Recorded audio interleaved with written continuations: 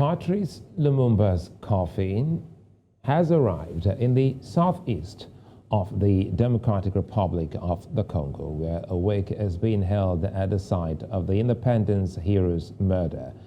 A single tooth is all that remains of the independence hero, as his life was cut short in a dark struggle for leadership and control of resources in a Central African country.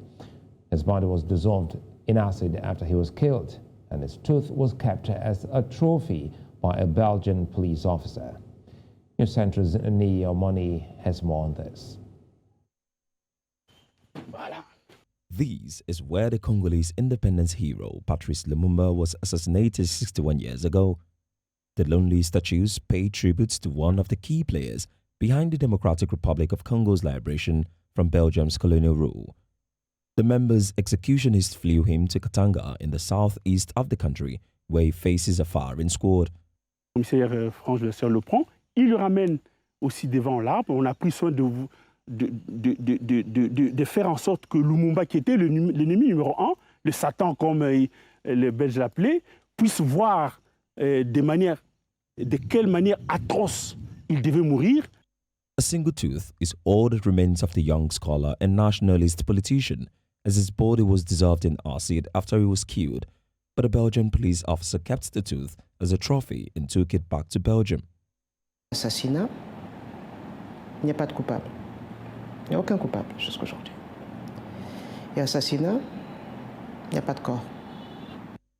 After 61 years, at a ceremony in Brussels, the Belgian government returns the tooth to the delegates from Congo and members of Lumumba's family. Patrice Lumumba fought for the freedom of his country, and he was killed for that.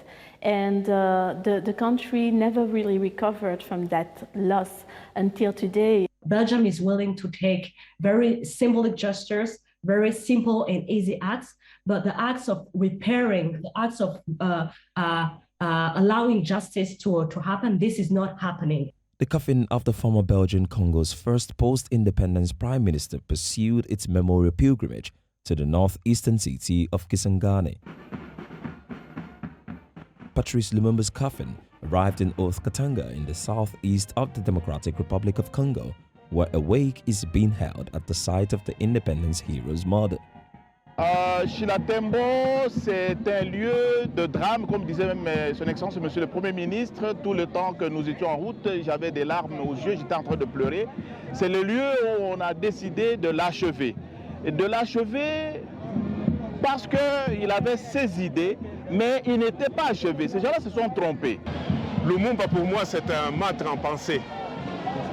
C'est quelqu'un qui a apporté l'éveil politique au Congo, pas seulement pour lutter pour l'indépendance, mais aussi pour la suite. C'est-à-dire, il avait une vision de faire le Congo un pays uni, un pays fort. Belgium King Philip had earlier visited Congo and expressed regrets for Belgium's colonial past. Belgium has been trying to improve its public image regarding its brutal colonial past since the Black Lives Matter movement began 2 years ago.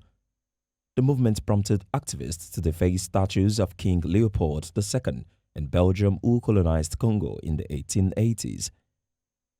The return of Lumumba's tooth is certainly symbolic. However, Congo still suffers from the kind of brutal violence and exploitation of natural resources that Belgian colonialists began then, more than a century ago, and a fraction of Congo's population believes the return of his tooth is not likely to change that. The burial ceremony in Kinshasa is planned for June 30, which is Independence Day. Niyi Omoniyi reporting for News Central.